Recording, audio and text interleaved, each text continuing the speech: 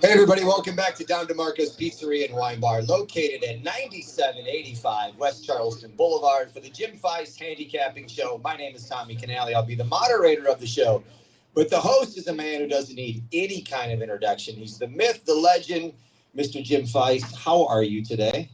I'm a legend because I've been around forever. That's the key. You're highly experienced, but before we get into football and introducing our panel, I want to ask you something. What's your favorite item on the menu here at Don DeMarco's? I don't know that I could actually say that because I like so many things. Last year it was like the sausage and peppers, and then the sausage with the peppers and the pasta. And of course the pizza is always good. And they have that big apple pizza that my friend Tom absolutely loves. And then, I got a blackened chicken 2 weeks ago that was absolutely incredible. I mean, the food is amazing. The service is great. The people here are great. Albert, he's okay. You know, the happy hour is tremendous. The chicken fingers and chicken wings are top notch. Have you tried the eggplant pizzettes? I have not. You have to, even if you don't like eggplant. Trust me, they are fantastic. I don't dislike eggplant. They've just never ordered it. But I know they have a dessert menu here. They do. And I'm not a dessert guy. But the people that have had it said it's absolutely incredible. You got to try it. You got to try it. Got to try it. I keep hearing it, but I haven't done that. Well, that's going to be on your list today when we get done. Okay. All right. But our panel consists of all sharps and no squares, and the audience is the smartest from Yale to jail. That's what we have here on the Jim Feist Handicapping Show. We have 2 returning guests and 1 brand new guest. Let's take care of the returners first. It looks like retirement is doing Jay Kornegay very well from the Westgate. The man looks like he hasn't had any stress in about 5 years. Jay, welcome back to the show. I stressed out that Mariners win last night. But other than that, you're doing well. Otherwise I'm doing okay. And then next to him is Kenny White, who was with us, I believe, for the, what was it, NCAA basketball? Is that when you came here for? No, it was actually NFL playoffs. Playoff time. Week 1 last year, yeah. Perfect. And then thanks for having me back. One thing about Kenny, he called me a legend, but that guy's a legend as well. I mean, this guy, the DNA in this family, we got to talk about that a little bit later. But first of all, introduce the guest today. Yeah, the one next to Jim is a 3rd-generation handicapper, sports betting analyst, sports by the book on YouTube, and is an MC for the Las Vegas Aviators. Did you know that? I did not know. Well, she is. Let's welcome in Alex White. Alex, welcome to the show. Thank you so much. I'm happy to be here with all of you. We are going to have a good time. We have a jam-packed show, and we're going to start out with injuries because, Jim, injuries seems to be the topic going into week 4. And we're going to talk about some of these key ones. I want to start with the Chargers and Najee Harris torn Achilles. What is the impact of him being out for the Chargers? And better yet, maybe this goes to Alex or Jay or Kenny. But what does that do and impact as far as moving the line? But tell me, what's it do to the Chargers? Well, first of all, let's look at the Chargers. They just came off 3 division games. They won all 3 of them, so they're 3-0, and they're 3-0 in the division.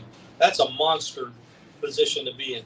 Now they have to travel across the country to meet the lowly Giants, who are changing quarterback to Dart, sitting down Russell Wilson, who's absolutely washed up 5 years ago, unless he's playing the Dallas Cowboys. Now, what's it going to do in this game? I can't say. Long term, they better find somebody to replace him because he's a hell of a player. Long term, it's going to affect him. And obviously, with an Achilles injury, he will not be back. Kenny, let me go to you. What's it do to the line? Not a huge drop-off because, as Jim said, Russell Wilson has been really washed up since his last 2 years in Seattle. He just doesn't have the arm strength. He doesn't have the same quickness to get out of the pocket and gain yards with his legs. So I've got a very minimal drop-off, a half a point to a point at most. Jay, what about you? Same? About the same. I agree with Kenny. I don't think it's a big drop-off. I do think I agree with Jim that it's a very tough spot for the Chargers here. That was a very, very physical game against the Broncos, a big division battle. It was physical from start to finish, and now they got to go all the way across the country and face the lowly Giants, and they got to get up for this team somehow. It's a lot of points for a team like the Chargers. Even though I do think highly of them, I just don't think the spot's very good for them. Alex, for you, on this game in particular, do you like one side or the other with the spreads at currently?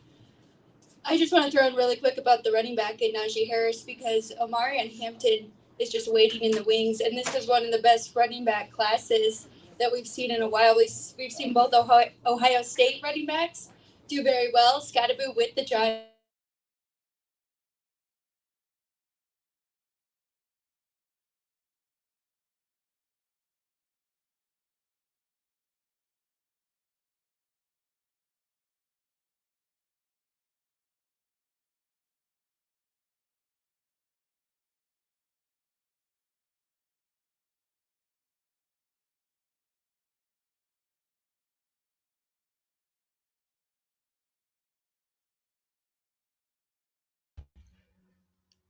Okay, so I am filling in here, producer Greg DePalma for the Jim Feist handicapping show from Dom DeMarco's. Hopefully, we are going to get a live feedback. I'm working on that right now. This is what happens when we're dealing with technology and cell phones. So I think we're going to have to give Jim Feist a new cell phone because I'm pretty sure that was the problem last week. Are we getting a connection now? Let's see. This is a good sign. Let's see if this means we're coming back. Anyway, they were talking about the Chargers and the Giant game that is coming up, of course, on Sunday. And they were touching up on all the key notes of the game, the key injuries, including, of course, for not only the injury situation for Najee Harris, but the quarterback change to Jackson Dart. And I agree with everything that they were saying. I mean, especially not the Najee Harris injury shouldn't have any impact at all in the Chargers, whether they're going to win or lose. So I think that's important, especially since Hampton was the lead back coming out of the preseason and starting in week 1. Harris was coming off the injury. He came out late into camp, recovering from the injury. And I believe we are back now. So let me go ahead and return to Dom DeMarco's. Now they're forcing you to be out there 50, 60 plays in a game. There's a better chance for injury now than there ever has been. And we see it year in and year out now. And it's too many injuries the first of the year because nobody plays in August. Anybody else want to add to that? I was going to bring up the issue with Baker Mayfield and the Tampa Bay Bucks, who I, by the way, rightly or wrongly, picked Baker to get to, and the Bucks to get to the championship game in the NFC before the season started. I was really happy about that, especially the way they've started the season. The problem is they got no offensive line. No, they're banged up. three guys off of it last week. They almost blew the game. He comes back at the end. He does a miracle job 3 weeks in a row. Now he's going to face the toughest defensive line in football. I don't know if any of these offensive linemen are going to come back for Tampa. I hope Worst comes back. I still don't know if he does, that they can hold up against that defensive line. What do you think? Go ahead. Well, I was just going to say I'm with you. Both lines, right, for the Phillies, best in the league. So it is going to be a very tough task. I also like the Bucks going into the season. I thought they had a manageable schedule and were pretty underrated for the NFC side. But I think this is a tough task coming up, especially with Mike Evans, who has been his number one guy, another hammy injury. So he's out for 2 to 4 weeks. Hopefully they can get Chris Godwin back. I don't know if that's for sure this week, but O-line wise, yeah, I think it's going to be tough this week. Yeah, I mean, the whole key to the NFL season is staying somewhat healthy and having the depth to overcome those injuries when it does occur. It's going to happen. I mean, heading into the season, Tampa Bay, their line of scrimmage, both sides of the ball were really stout. But now injuries have taken over. They're going to have to address that. They do have a lot of skill at those skilled positions, and I love Baker. We all love enjoying watching him make those plays. Speaking of hits, he's probably taken too many hits in the early going, but they're going to have to address that offensive line to get everybody in those skilled positions to produce. We all knew that Baker would be a star once Cleveland cut him, because Cleveland does that. They do stuff that nobody else in the world will do. This is going to be a task for them. Starting off 3-0 is probably enough. In Philadelphia, with the miracle comeback last week, they're just too tough. A lot of other injuries in the league. You guys want to talk about those? Hold on a second while you're on Tampa. We are both live on both Dom DeMarco's YouTube channel and Proline TV. On that Tampa Bay topic, Greg interviewed James Yarko of the Locked On Bucks podcast just a short while ago, and they discussed all the recent injury news on Tampa Bay, including the status of all-pro tackle Tristan Wirfs. You can check out that interview now on Proline TV. So for more on the Tampa Bay Buccaneers situation, you can check that out. Where I want to go here, and Alex, let me go with you, is 49ers been banged up, it seems like, for the last year and a half. Now they lose defensive end Nick Bosa to his second ACL. He had one in 2020. He also had a partial tear his senior year of high school. What's this do to the San Francisco defense? Let me back up. Is this detrimental as it was to Detroit when they lost the linebacker last year? I don't think it's quite as big as Hutchinson for the Lions, even though, the Lions had a lot of defensive injuries last year, so hopefully that's who you're talking about. But Nick Bosa is a huge part of that team, and I think even the leadership on that side of the ball. But I trust Shanahan. I think they do a really good job drafting there, too. I know you probably don't know off the top of your head, Dad, either, but do you think that's a huge blow to their defense? Oh, yeah. Position players, the quarterback's obviously everybody knows is the most important player in the field. Position players are very rarely worth more than a point. Very rarely. We talk about these running backs and wide receivers. They're a dime a dozen. There's guys that are not in the league right now that if you put them on Indianapolis with their offensive line, they could probably run for 1,000 yards in a season if they could stay healthy the entire year. There's just so much talent out there. And in this league, the talent level from the top team to the bottom isn't that much difference. If you look at every offensive line, they all weigh the same. They're the same height. The receivers are all the same size. Everybody is. It's just it comes down to game planning, organizational beliefs, and having your players ready. But injuries, there are star players that are worth more. And Nick Bosa is one of those guys, and he's worth 2 points. The 49er team from last year was the best NFL team in the history of the NFL to start a season. There was no other team as talented as that team. They had so many players on that team that were all pro players, and I've never seen a team that good in my life. Now, one thing I was worried about was Brock Purdy had only had 2 years under his belt. The first year I thought, well, you know what, this kid was just doing it, didn't even know what he was doing, and he had no pressure because it really wasn't his job. But then he won the job, and I'm thinking, now he's got all the pressure in the world on him in year two, and he had a great year with all that pressure. And I thought, well, maybe this guy is the real deal. Well, year three wasn't as good, and we see that fall off in a lot of guys. Usually it's that sophomore slump. With him, it was kind of a junior slump, and just didn't recover. But the injuries they had just continue to pile up. But Nick Bosa is one of the most disruptive defensive players in the NFL, and I put him in that star category of maybe one of the top 10 defensive players there are. So you're saying 2 points. He's worth 2 points. To the betting line, yeah. Okay, Kenny, let me stay right with you then. What is James Conner worth from Arizona, who's out for the season with a foot injury? See, and everybody's worth a different value because they're backup. It depends on how good your backup is. But they didn't have a really good backup running back in Arizona, so it's a full point drop off there. And usually I would never say that. I mean, I've got a lot of teams that they have second and third string running backs as good as their starter. So that one's gonna hurt a little bit for Arizona because James Conner does a lot for them. Jay, between the Chargers, the Niners, and the Cardinals, and let's throw in Tampa, the four we've talked about, which one of those four teams do you think these injuries are going to hurt the most long term?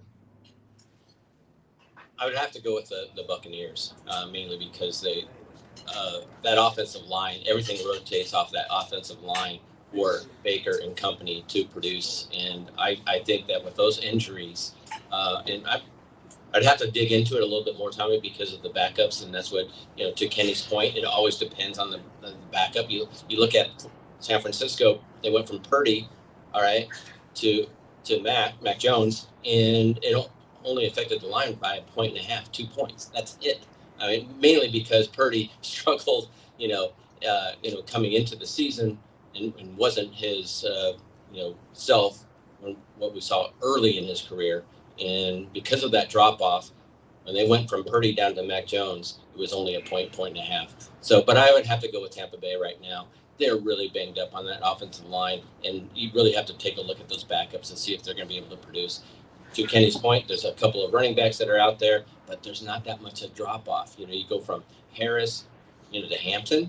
I mean, I know that they were pretty much RB1, 1A, but because they have Hampton, they don't really miss a beat, and it's not going to really affect the line that much. Kim, let me ask you this. Bills, Colts. Chargers, Eagles, Bucks, and 49ers are the teams that are still 3-0. Of that list, who on that list has surprised you the most if they're 3-0?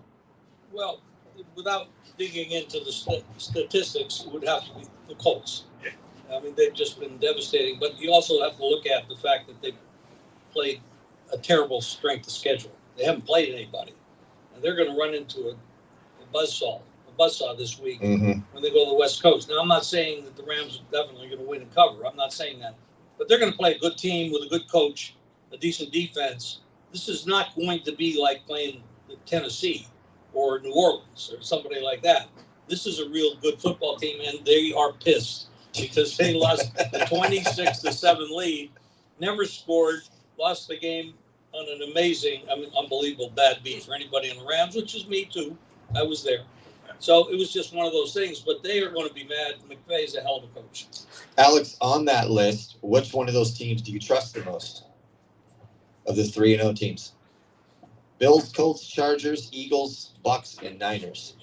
See, that's a tough question because if we're looking at schedule-wise, I'm going to have to say the Bills because even looking at the schedule before the season, it was like, oh, Buffalo has a real shot of getting the 1 seed in the AFC. They have a very manageable schedule. They should be favored in a lot of these games. I still don't fully trust Buffalo, even though Josh Allen has done heroics and that comeback win in the first week against the Ravens, so I probably should. But some questions on the defensive side. I think the Chargers are the most complete team if Hampton can step in and they can get that run game going. But they have a tough schedule. I think their division is one of the toughest in the league. And of course, the Chiefs are in that division. So that's, I don't know, between those two, based off schedule, Bills, complete team, Chargers. Jay, over to you. We've been talking the last few weeks about Daniel Jones being possibly the comeback player of the year. And now I'm hearing little whispers of, is he an MVP candidate now 3 weeks into the year? Is this getting blown out of proportion, or is Daniel Jones the real deal? That's fake news. It's fake news. But I can't see those accolades going towards Jones right now. I understand he's off to a great start. You know what? He's been in a tough situation in the early part of his career. Now he has a very good offensive line. He has an elite running back to help take the pressure off of him. He's got weapons all around him. So let's see what he can do with all this, support. Someone was calling him, well, he's the next, Allen out there. And because he can run, he has a big arm. He's just got to get used to some of this talent that's all around him. And coaching, I think, is going to be a big part of that. If they can coach him up and be able to utilize all those weapons that he has at his disposal. So I don't know about MVP. I really, there's a long way to go here. But in the early going, I hope you're right because I picked him up in my fantasy. Kenny, last week, Carolina had a great week on the defensive side of the ball. Was that the real Panthers, or was that just a fluke? 25% of all games are flukes. That's the truth. I mean, that is the truth. When you look at it, people will always say, when they see a final score and it lands right on the line, how do those odds makers do it? And sometimes it's really not the odds makers, the bookmakers, it's the betting public who and all together, a combination of the odds makers, the bookmakers, and the betting public, they strengthen the line. And when they kick off, that's supposed to be the strongest line there is. And you're going to get 25% of games that fall pretty close to that number. But you're going to have 25% that aren't even close, and you can't even figure out why that happened. And that's one of those games. Now, I will say it's a young quarterback for Atlanta on the road, and the Carolina defense is maybe a little bit underrated. So it's going to happen every once in a while like that. If they played tomorrow, the line would be Atlanta would still be the favorite in the game if they played tomorrow. Atlanta would be 3.5, not 5.5 or 6, but they would still be the favorite. They're playing the Patriots this week, Carolina. Is that right? Yes, they are. It's 5.5 and 43.5 total. When you watch that game last week, the Patriots beat Pittsburgh, except the Patriots beat themselves with 5 turnovers. Pittsburgh hasn't played a good football game yet this year, but the Patriots lost the game. Pittsburgh wins the game. Now they're going to play up against, again, another Rabel coach, pissed off team that blew the game last week. I don't think Carolina does very well in this game, and I'm not a big fan. You think Patriots cover 5.5? I gotta be hard to lay points with them.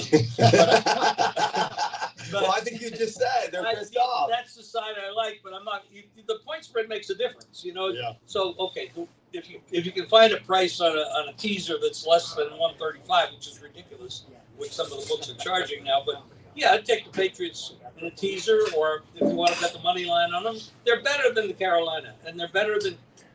I just don't like Carolina at all. Panthers. I think they were fortunate last week. I think the Patriots win this game. I just don't know. I'm not going to lay the number. I'm looking at Jay's notes since I don't have any, and I think that maybe looking at that game from last week, Carolina and Atlanta, look at it the other way. When you get shut out, it's an embarrassment factor. And teams, I don't know what the actual ATS record is if you went back in history. NFL teams that get shut out the next week, they are a high percentage cover. I think it's close to 60%. So, yeah, Atlanta. Yeah. I think Jay would like to talk about that. Go ahead, Jay. The floor is yours. You're reading his notes. Did you do that in high school and college? I know he's got to keep his eyes on his own paper. I mean, I was told that back in the day. But yeah, one of the reasons why I'm saying with this, one of the reasons why I do like the Falcons this week is because what happened last week. You know, talk about a team that was embarrassed. You know, they came off that big win against Minnesota in prime time, looked pretty good. But Penix is really struggling over the last game and a half or so. That's concerning. But I talked about a team that's really was embarrassed and pissed off. It's going to be the Atlanta Falcons. And I'm not really trusting Mariota right now with Washington. But I do think that Atlanta's defense might be another one of those teams that's underrated. And I like him in this spot. He's getting, a point and a half at home. That's a team that I would probably be looking at to play this weekend. Jim, before we get into Thursday's game, last week we talked about what does Cincinnati do going forward without Burrow? And you want to talk about embarrassing. They got embarrassed. Is this what we're going to see the rest of the year from Cincy? Well, this is one of those teams that spends too much money on a part of their team and not enough on the other. And obviously, Burrow's one of the best quarterbacks in football and has been for many years. The drop-off is big, but it's not as big as what we saw last week. The amazing thing in that game, of course, Minnesota has one of the best rosters in football, and some people could argue maybe as equal to anybody. But Wentz comes in there, he's 6 years, 6 teams. He looked very, very good. He didn't win the game. He didn't lose the game. He played very well. And I think he's going to continue to play well. Cincinnati, there's going to Denver. Yes. On Monday night. God bless them. Denver is a pissed off team. There's a lot of pissed off teams this week, Jim. Well, yeah, because they're not playing up to the standards that the coaches and the general manager and the preseason expectations were. Yeah, they're pissed off. Payton's a good coach. I'm not a big fan of the Cincinnati coach. You're running into a hell of a defense in Denver. They're tough. And this has to be their game. Am I going to lay that number? Hell no. But I like them to win the game. All right. Well, we'll get to Monday. Alex, Thursday, Seattle at Arizona. Seahawks currently, what I show is a 1.5 favorite, 43.5 total. Do you like either side or the total in this game? I don't love either side or the total. I don't know if we really know either of these teams yet. I don't think that they've played any competition to really take much from it. I will say McDonald is a good defensive coach, came over from the Ravens, right? Was the DC for Seattle and has done nothing but improve their defense there. Sam Darnold is fitting in really well. I think they are the more complete team, but should they be laying a point on the road right now? But then there's the injury to James Conner, who I think will affect the Cardinals because you got Kyler Murray, who's such a good dual threat quarterback. Well, if you don't have the threat of the running back, right, that makes it really tough. But Trey Benson, back up. I know he has hopped in there before and split some carries with him, but this is a tough one. I'm going to pass on it. You're going to pass on it? Yep. Hold on, Ray. For the Thursday game? Sure, Seattle's going to win. Okay. That's not a question. Jay, let me go to you. Do you? What, Jay, what do you think on this Thursday game? Thursday games are just different. Let's face it. It's a real struggle for that visiting team to go down there and get a complete game plan, practices in, and go on the road. And Arizona's a very quality team. I didn't realize we can check like Alex did on the.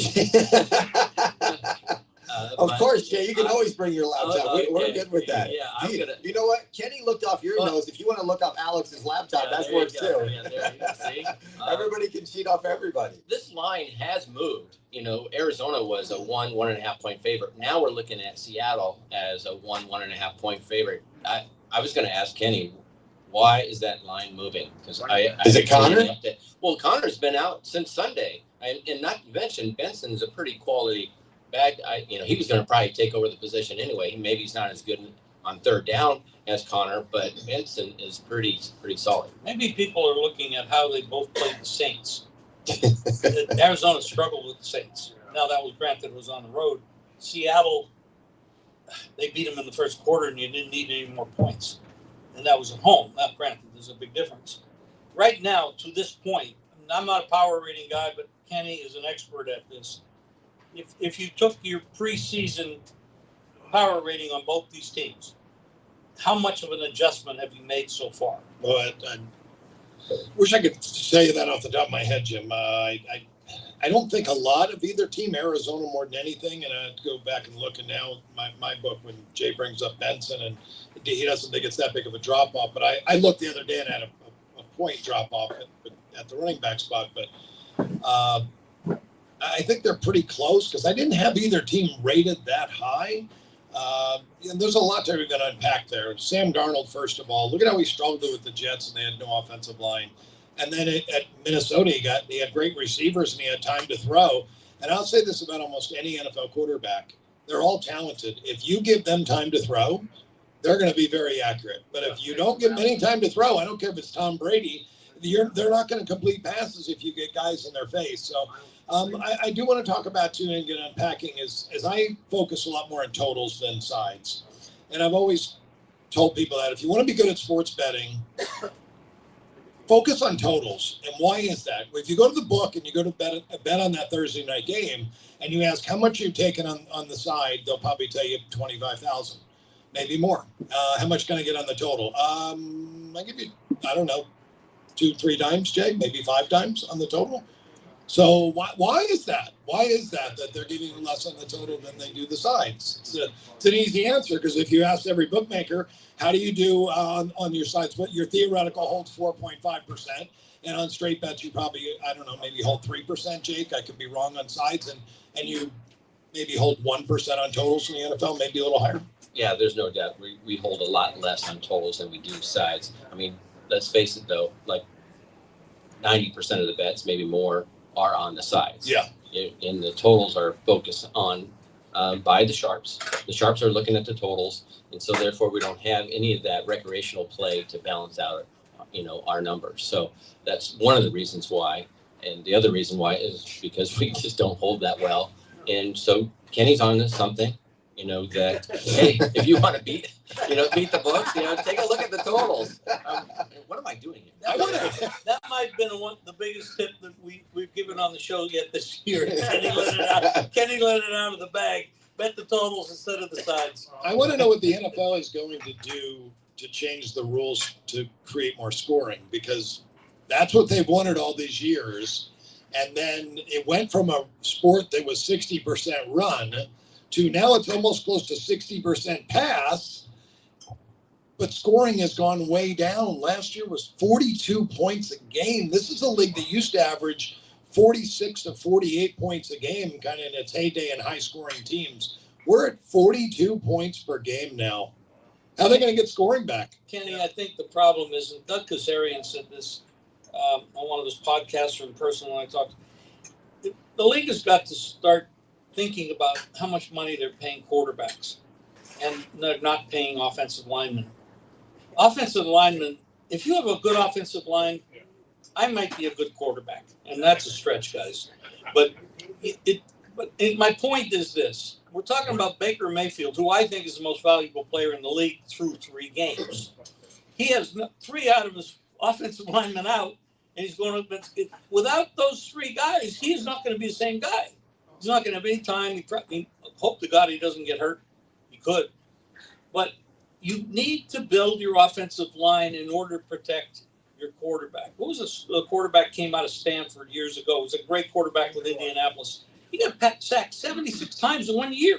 Luck. Luck. He retired to save his life. Yeah. Okay. They had this great quarterback with no offensive line. Hey, wake up, guys. I know you want to have those stars to promote, et cetera, but you need an offensive line to make them any good. You can't run the ball without an offensive line. You can't pass the ball without an offensive line. But yet they pay the quarterbacks and the wide receivers tons of money, but the quarterback can't get them the ball because he only has like a half a second to throw it. So in the playoffs, you never see offensive holding because they've got their highest level of viewers watching those games, and they don't want a horrific quarterback injury. Right. So you'll never see a holding penalty. Very, very, very rarely will you ever see a holding penalty in a playoff game. That's what maybe they should do in the regular season. Let the offensive line do whatever they got to do to protect the quarterback to give them more time to get the ball down the field and get more scoring. That's another tip you just gave that maybe people need to listen to. You're full of that stuff today. Great stuff. Yeah, Before I get it, go ahead, Alex. I just have a point to that about paying the offensive line more because you brought up quarterbacks and wide receivers, and now who else is getting paid? The Micah Parsons, the Hutchinsons, the other side that is coming after. They've made that position kind of a sexy position that guys are really trading for now in high school and college. So I think you're onto something with the O-line. Before I get into Sunday's game, Chris, you had a question? Talking about scoring, does going for it on 4th down have anything to do with the amount of scoring or lack thereof at this point?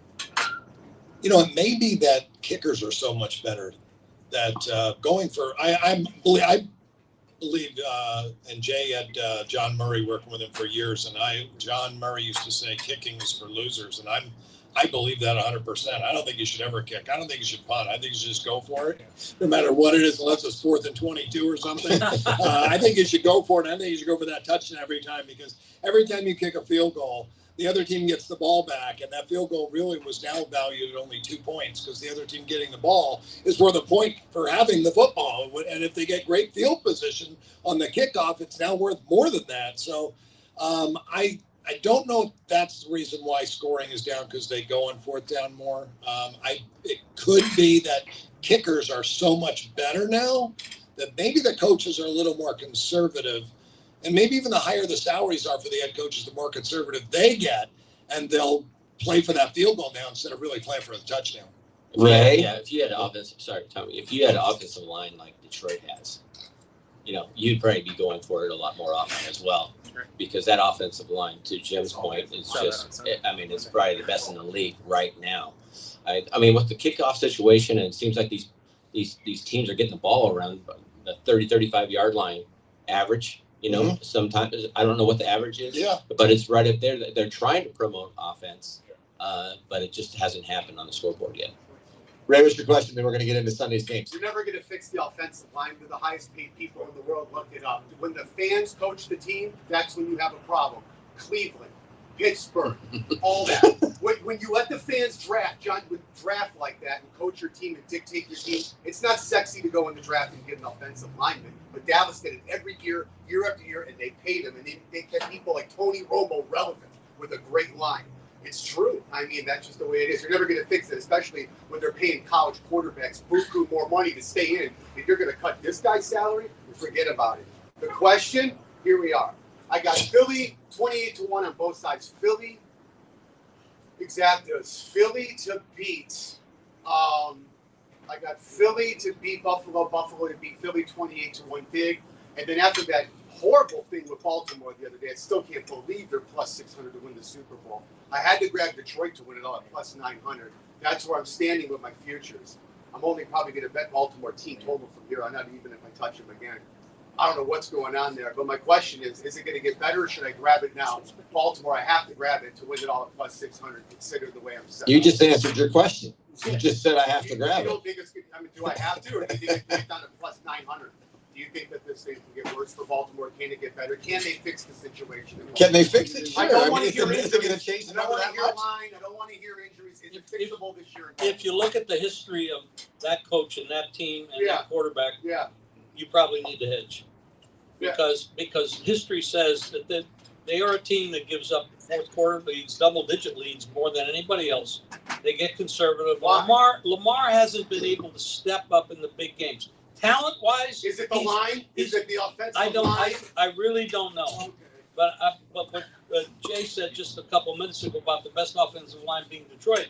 Well, I thought Detroit was the best team in football last year until they got, as Alex pointed out, all those defensive injuries at the end of the year just collapsed. Yeah. But I still think they are right there. But when you can have to play without those pieces missing, Baltimore's missing something. With Harbaugh, this is the might next be- man up team. This should not be this way with these Harbaughs. It might Not that way in LA. well. Not that way in LA. The there's other a- Harbaugh. There's a difference between Jim and John. Woo! John might be a little bit more conservative. A especially- little? A little. Yeah, I'm being kind. But he does sit on leads, and Lamar hasn't been able to win big games. Now, is that him or is that the coach? I don't know that answer. Yeah. Let's get into Sunday. Alex, let's start with you. Philadelphia going to Tampa Bay. Phillies laying 3.5 on the road, 43.5 total. Bucks are banged up. Both teams undefeated. Before I get into the line, do you think, is there any chance Tampa wins this game straight up? Ooh. Yes, of course, there's always a chance. There's always a chance. I'm a big Tampa fan. I think it's a slim chance that they can win this game. Tampa has, and Baker Mayfield being there, has been pretty good against this Eagles team in the regular season. Now, with that said, there's a lot of injuries, so I would lean to taking the 3.5, though. I think that hook is important. I think they can keep it close. The Eagles, I mean, before that, blocked kick and all of that, and they beat the Rams, they were struggling, and they've kind of struggled offensively throughout the year. So I don't think they've even hit midseason form yet. And so I don't know. I lean to the 3.5. Jay, I'm going to flip another game to you before we get into some picks where everybody on the panel will chime in. But let's go to Minnesota at Pittsburgh. Vikings are laying 2.5, 41 total. Another road team laying points. They're not on the road. Oh, I'm sorry. That's in Ireland. That's in Ireland. That's right. a It's a neutral. Yeah. What do you feel in this game? Well, I haven't been a believer on this Pittsburgh team at all. I'm surprised that Aaron's playing as well as he is. He'll make up his excuses when he plays bad. I get that. But I just don't believe in that offense right now. And their defense is well below average on the Pittsburgh side. Vikings, I'm actually a believer in the Vikings despite their injuries. I think they have one of the best coaches in the NFL, and laying that on a neutral field, Vikings actually would probably be one of my plays this week, looking at -1.5, 2 on a neutral field. They're playing in Ireland, but mainly the reason why I'm leaning towards the Vikings is because I just don't believe in the Steelers club. They, like Jim said, they gave it up. They were able to get by the Patriots, and I can't remember who they played at the very beginning of the season. The Jets, and that was a miracle win by them as well. It's just a team I don't believe in. I think they're fool's gold, and I'll take the better coach team in the Vikings there. Kenny, I want to ask you about a game after last week. These two teams, the Browns going to the Lions. After what they both did last week, the Lions 9.5 and 44.5. Is that too big of a number? Could be, yeah. I don't like to lay points in the NFL. I don't like to lay points really in any sport, because I always say a team wins by 1 point, they celebrate like they won the Super Bowl, but yet they vastly underachieved. I watched the Aces the other night in their playoff game, and they were an 8.5 point favorite. And when they won the game by 1 point, they celebrated like they won the World Series. And it was like, you guys underachieved. You're supposed to win by 9 or more, not by 1.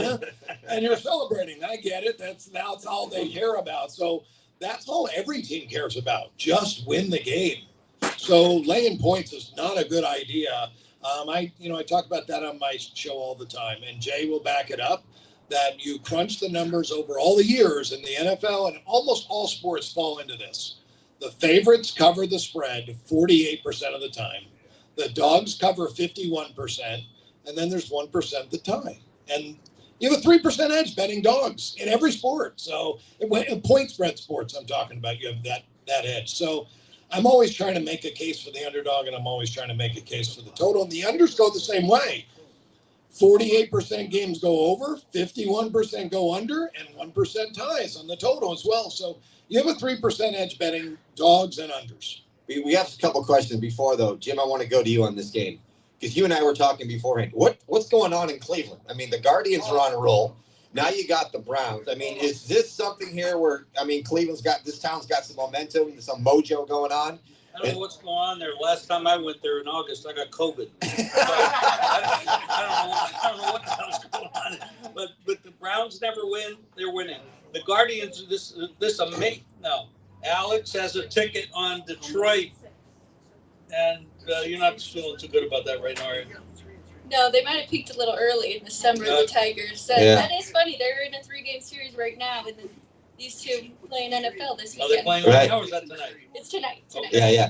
Okay. Do you like either side in this Cleveland-Detroit game on Sunday? I would have to take the dog. I probably would bet the game under. I don't see Cleveland scoring a lot of points on anybody with that offense. And coming off the big win and their defense, the way they can shut teams down, and I'm not saying it's easy to shut down Detroit, especially when they play at home, but they just came off a big national TV game on a short week on the road. Unbelievable effort. And I think maybe you get a little flat spot here, so I'd probably bet it under. We got a question right here. I agree with Jim 100%. Teams that score more than 40 points back-to-back weeks have a terrible record against the spread in the third game. Terrible. Take the 7.5. Alex, let me go to you. Let's talk about the Colts going to the Rams. All right, we got somebody waiting for this game. Colts fan, 3.5 is the line, 49.5 total. What's your thoughts? Let's see what I made it now that I've actually pulled up my numbers. I made it Rams 5 at home. So okay. This is one where I'm actually leaning to the favorite here. They say too, right? You should lay the 3.5, take the 2.5 in the NFL. But I think the Rams are an angry team coming in off of that loss, and I think the Colts might be a little inflated, and we could find out some things this week. Go ahead. I'd like to bring up a strategy issue, and I've got some pros here at the table, so I really like your opinions. I have a habit of, if I like the favorite and it's -3 or less, that's 3 or less, I play the money line. I don't lay the points. I played Minnesota, money line. I play a lot of money line short favorites in every sport. And I'm a big underdog player most of the time, and I'm a huge total player. There's probably 70% of my plays are totals. So what do you think about playing money lines on short favorites, in your opinion? Jim, I could go into money management to start with that I've changed my betting philosophy over the last 5 years. That I used to believe, reading books back in the day when I first started gambling in the 80s, reading books, a lot of the books would say 3%, some said 2.5%. And I was a believer in that, but I had an ego and thought I was a lot better than that, though. So I'm thinking the average person should bet 2.5%. So my ego got the best of me, and that's what usually gets most gamblers. And I would bet 3 or 4% on my games. And with that type of attitude, sometimes when you start to go out a little further, you can go up to 8 to 10% on a game, and then you lose. And I had so many ups and downs, and there's still ups and downs. But now I bet 1% on my bets. So if I do go out on a game now, I only bet 2% or a 3% play on it. When I'm really going to step out on something, that's all I bet at my bankroll. So, Jim, to answer your question on games like that, I will split my bet up. And I'll bet half of a bet on the point spread and half on that money line on those games. I will do that too. We have some questions, but hold them. I want to get through more of these games that we have to talk to on Sunday first before we get to some questions, okay? Jay, on this game here, we're talking about Colts at the Rams. Everybody's been talking today about Colts maybe being inflated and they haven't played anybody, which is true. But if they would go in and pull this upset off, are the Colts for real? Well, it's still a long way to go. They did play the Broncos, so they did play somebody. Yeah. Being from Denver. True. True. Yeah. So that was an incredible comeback, and I know things bounced their way, and they got the call and they got the victory. But let's face it, they have looked very, very good on both sides of the ball, especially offensively. They've looked, terrific. Now, Jim already said this. They got to travel across the country, facing the Rams, a very well coached team. It's not a great spot for the Rams after another very physical game against Philadelphia. And it was a collapse. Yes, they could be a little upset, but they also could just be disappointed because they were up for that game against the Eagles, and now they're going to have to get up in consecutive weeks to play this Colts team that might not get your attention outside the record. So to answer your question, I'm going to say it's going to take more than just one more win before I believe in the Colts. Kenny, I want to ask you something and see if you maybe know the numbers on this. Jacksonville's coming to San Francisco. The Lions up to 3.5 and 47. Is there any statistics that show teams that go from one coast to the other on how they fare and what that point spread is in differential?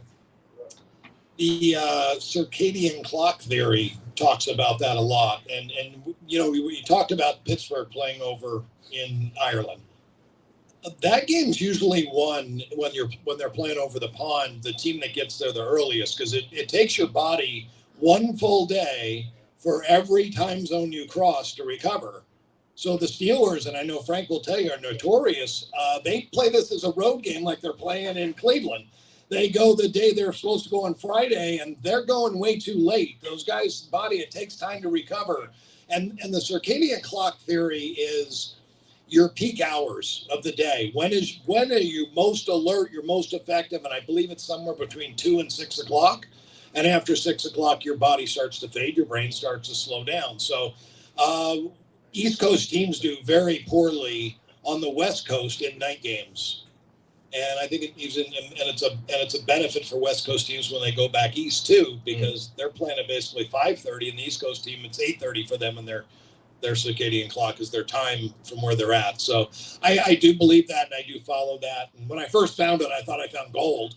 And and just like anything else, you still have to do work, and you add that to your handicap, but you can't just play it blindly. Do you think the line is right at 3.5 for the Niners? Yeah, because they injured a Bosa now. Yeah. And still, Mac Jones is. Yeah, you said 2 points. There's a little bit of a drop off for Mac Jones, which is already figured in the line, but it was a 1.5 drop off for me to Mac Jones. So yeah, they have some injuries again, San Francisco, but they're the better. I think they're the better coach team. The team who's playing with confidence is the Colts, though. They are playing with great confidence. They should be able to hang around because Daniel Jones is a very good quarterback. I talked earlier about the offensive line. We've had many people bring that up. The Giants didn't have an offensive line. The guy was running for his life. Now he's got a great running back he can hand off to. He can use play action pass, and that's the best play in football. And when you can use play action, you're going to have guys wide open down the field because there's not enough defensive backs to cover you, and that's something he's able to do now with the Colts. We're talking about the Jags. Talking about the Jags and the Niners. The Jags. I think Alex should answer this, but I'm going to go with the under on this game. I'm not a Lawrence fan. I think they're going to shut him down. Okay, well, let me just stay with you then. You've talked about Baltimore. Ray had some questions on Baltimore. They're heading into Kansas City. The line's at 2.5, 48.5. We've talked about Kansas City's year to possibly fade. Talk to me about this game. Is this where we really see that they're going to make a big fade and Baltimore goes in there and wins this game? Or do you believe the Chiefs can win this game? I'm going to pass that to Alex. Oh, you're going to Alex. All right, Alex. The torch has been passed. What do you think? So I'm kind of guilty of the analytics obsession with the Baltimore Ravens. All right. Pretty shocked to see them start the year 1 and 2. I just think that they have so much talent on that team, especially on the offensive side. Something is a little off and a little weird, and hopefully they can get it situated. They're still a very big favorite to win that division, and I know that's not saying much with Joe Burrow being hurt and it being a little rough start for Pittsburgh and the Browns. But with that being said, my number, I was pretty shocked to see, actually came out to the Chiefs being a 1-point favorite at home. So for me, I think there would be value in getting the 3. It looks like some of the 3s have been taken. We're going down to 2.5 with the Ravens. do I worry that the Ravens could turn it on in the fourth quarter like they did to Cleveland, even though their defense really, held them for the first half and some of the third quarter? Yes, but it is Patrick Mahomes and Andy Reid at home. So if you, if I had to bet it, I would take the points here with Kansas City. Jay? Well, we mentioned this earlier. Jackson can't seem to win a big game. They seem to blow it every time they have a big game. They look so good against these weaker teams, and they run it up, and everybody puts them on this pedestal. But they still haven't won big playoff games, at least consistently over the last few years. They've already lost a big game to the Lions, and then they just lost again another big game this past weekend. So they're both 1-2. I don't understand the line. I'm not really going to probably play it, but I agree with Alex. I think Kansas City should probably be maybe more like a pick 'em or maybe a 1-point favorite here, just because Baltimore, again, lets a lot of people down, including myself. The way they play in the fourth quarter is just ridiculous on that defensive side. So I'm going to play the better defensive team, and that's Kansas City. Kenny, what I think a matchup this week is the game of question marks, and that's Chicago coming here to Las Vegas. And this line has switched sides, and it probably will continue to switch sides. Last time I looked, the Raiders were a 1-point favorite and 48 total. Who's got the bigger question mark? Is it Chicago or is it Las Vegas? I'll try to stay on the right game here. Chicago and Las Vegas, you're saying? It's two bad teams. That's the other thing I always say. It's one of my rules. Don't lay points with a bad team because, again, they don't really care about covering. This game, there's really no points. It's a pick 'em type of game.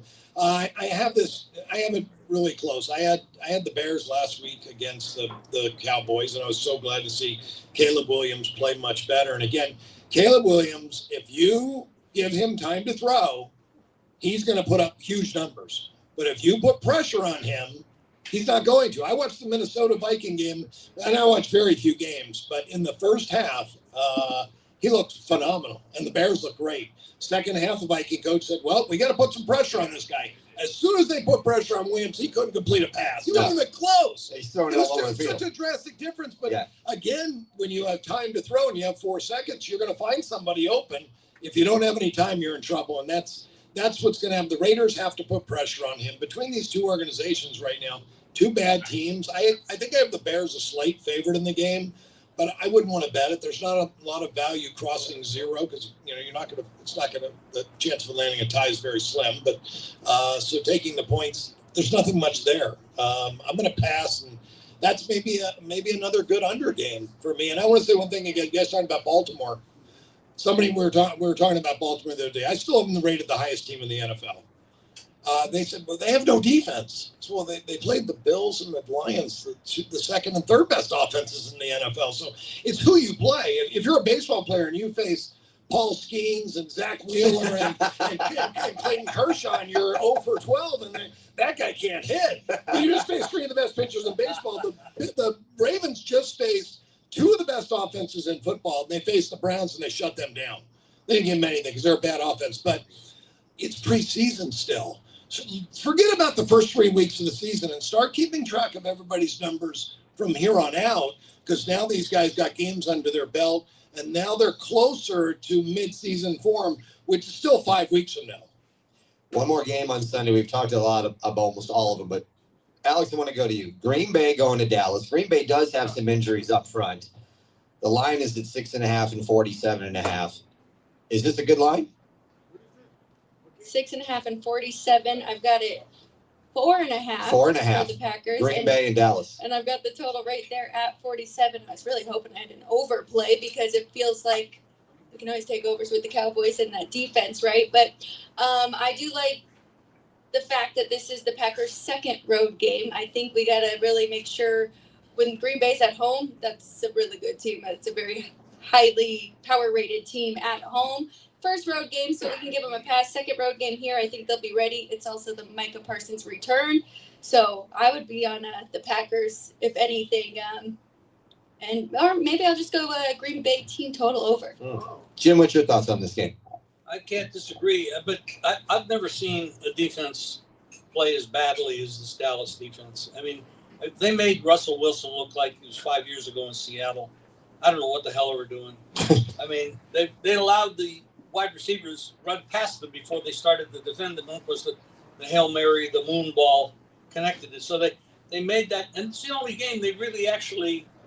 I mean, they're so inconsistent. Lamb is out. They're poorly coached, poorly owned. They're a mess. They're a total mess. This is team coming in off that loss last week against Cleveland of being 10-0 against one of the best defenses in football. This is the worst defense in football. I think the Packers, I think Alex is right. Team total over. I would probably say the game will go over as well, but I like the over and over. Over Packers and over game. Jim, I want to stay with you. You touched on Cincinnati going into Denver, and Denver's pissed on Monday night. We touched on that. But the other game on Monday night is the Jets going into the Dolphins. Miami, last time I looked, was a 2.5-point favorite. Is it still that number? Still that number, Alex, 2.5? Yes, some 3, some places, mostly 2.5. If Miami loses, is the coach gone? Well, yeah, I think he should be. but do you think the Jets will win this game? Or I not think. Will the Jets win this game in Miami? This is like the worst game. It's the worst Monday night game of matchup I've seen in a long time. Can I watch a TV show or something instead of this? Yeah, you can. I'm gonna say Miami money line just for the hell of it. I really don't have an analysis. I don't like it. I won't watch it most likely, but I do feel that they have a little bit more punch. They do have their starting quarterback versus a backup quarterback. I'm not against Taylor. I think he does pretty well for a guy that's been around a long time. Had some issues, but Miami put up some yardage and points against Buffalo. I'm gonna go with Miami. It's gonna be hot. It's down there. Nobody likes to play in that kind of heat, especially somebody coming in so. I'm gonna go with Miami just a little bit. Ray, you got a question? We got time for one. I want to hear from everybody. My Rosh Hashanah gift to everybody is a 3-team money line parlay: the Ohio State University, the Green Bay Packers, and the Houston Texans. My question is this, for fun, good one. Minus 115 either way. I want an answer from everybody. Will the Cleveland Browns have 3 starting quarterbacks this year? Over under 2.5 right now, hanging out there like a matzo ball. Kenny, you want to start that? No. Yes or no? We'll take it from Kenny back this way, and then we're going to end the show. Will they have 3? Yeah, there's a good chance they probably could have 3. I'd have to research it. I do research on everything. I don't know enough about it. Yeah. I think they had 5 last year, Did didn't they? Yeah, they had quite a few. Yeah, Yeah. well, they had they had quite a few injuries last year. It doesn't have to happen year in and year out, but I want to make sure that we get Jay Kornegay's 5 college football plays. I want to hear about those. But hey, the NFL is a tough sport to beat. I wanted to say one thing about Thursday night, Sunday night, and Monday night games. You get the best effort out of underdogs because the rest of the league's watching. On Sunday, they know the rest of the league's not watching. Everybody's playing. But when you're on Thursday night, like the Dolphins were last week, they're in a must-win situation. They had to have the game. Everybody's watching you. All your peers are watching you. You play at your best. And Miami and the Jets will both play their best. You'll find out how good those teams are on those nights, how good they actually can be. Is it over 2.5 even Yeah, money? 2.5. Minus 115 either way. Minus 115? Minus 115 either way. I'm just having I fun gotta here. shop wrapping up around. the Okay. That's a serious bet. I'm going to I'm gonna say yes. I'm going to say yes too. Alex? It's already booked, pal. I don't know. I don't I have think one of them questions. can step in. Dylan Gabriel All or right. Lucy Anderson. Take You're it. saying under. Jim, what do you say? Say 2 under. Yeah. I'm going to say over. Over. That's it. Flacco probably sits real soon, and they're going to go with Gabriel, and then who knows? Cleveland- Everybody gets hurt, so you probably have to go to somebody else. Sanders. All right, before we wrap up, coming here on the patio on Tuesday night, October 7th, 6 o'clock, is something that we have called High Stakes Trivia. So you get a partner. It's 2-person teams. It's $40 for the team, and one team wins $500 cash. It's 50 multiple choice questions or 40 multiple choice questions, 10 images. You just sign up. You can see me when you get done, or see Chris or Albert will get you signed up. $40 a team. Somebody's going to win $500. Tuesday, October 7th, 6 o'clock right here. Questions are all over the board. It's not just sports. It's all over the board. Next week, we're going to have Randy McKay, and the Crack Man's going to be with us next week here. at noon of the Jim Feist Handicapping Show. Let's give a round of applause for Kenny White, Jay Kornegay, Alex White, and Jim Feist.